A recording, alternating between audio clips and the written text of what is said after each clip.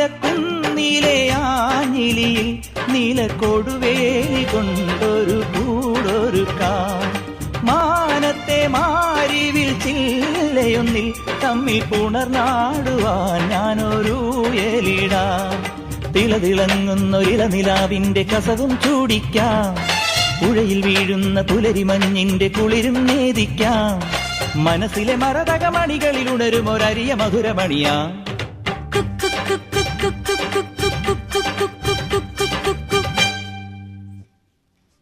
പുതുമോടിപ്പാട്ടും പാടി കളിയാടാൻ വന്നോളേ. ഒരു വല്ലം പൊന്നും പൂവും കണി കാണാൻ വേണ്ടല്ലോ. ഇലവങ്കക്കാടും ചുറ്റി